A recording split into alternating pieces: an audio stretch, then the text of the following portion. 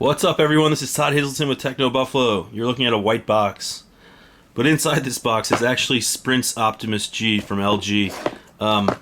Yeah, I guess they sent me this because they didn't have the final packaging ready yet. Here's the phone. Very similar to AT&T's model, which I just filmed, so you should see it on our channel, but I'll get it right here. Very similar looking, but you'll notice this one kept the 13 megapixel back. It has absolutely no Sprint branding on it, which is kind of strange. It just has the LG logo. And then if you look closely, you can see the camera sort of pops out a little bit. It's not flush with the surface as it is on AT&T's model. In any case, through the box, and I don't think this is final packaging. There's no documents or anything. You just get the charging cables. You get that's it. So let's boot up the phone and I'll show you some more features. Okay, while it's booting, volume controls on the left-hand side of the device, 3.5mm headphone jack up top, power button on the right, oop, that's loud, micro USB charging on the bottom. Another difference, again, with the AT&T version is this comes with storage, but AT&T's has a removable micro SD card slot on the left-hand side of the device. Sprint's does not. Here we are, we're looking at it. It's very similar to AT&T's otherwise. It's got some bloatware, they all do. Moving around very quick. This is again a quad-core processor. It's clocked at 1.5 gigahertz, I believe. It's Qualcomm Snapdragon S4 Pro.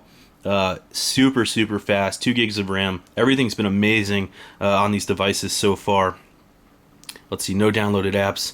Widgets, your standard fare here. This is running Android.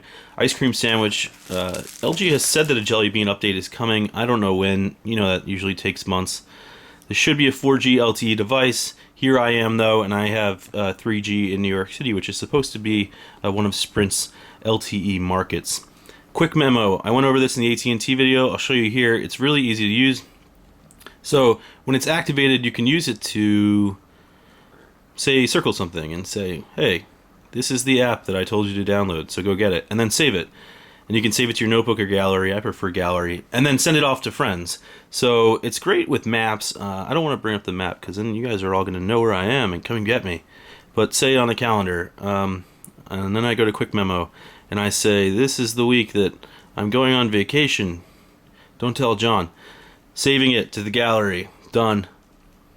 So it's really quick and easy to use. You don't get the S Pen or whatever from Samsung, but your finger works really well. It's great for notes like that. Let's see what else. In the videos section, and I don't think this has any videos preloaded on it, you can actually play them.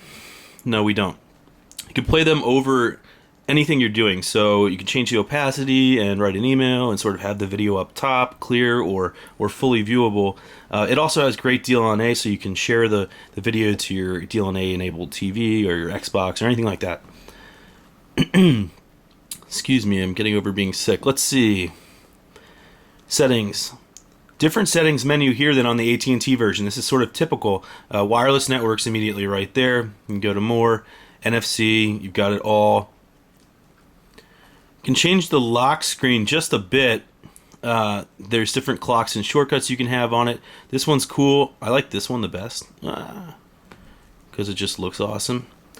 You can have your owner info on there, everything like that. There's also quad-core control. I showed this in the AT&T demo too. So if you want to save battery life, you don't need all 4 cores going at the same time, right? So you can hit eco mode, and then they only operate when they need to. So I would recommend using that. Another thing in settings I wanted to go over, the display. I've noticed this on both versions so far. When you try to change the brightness, there it is.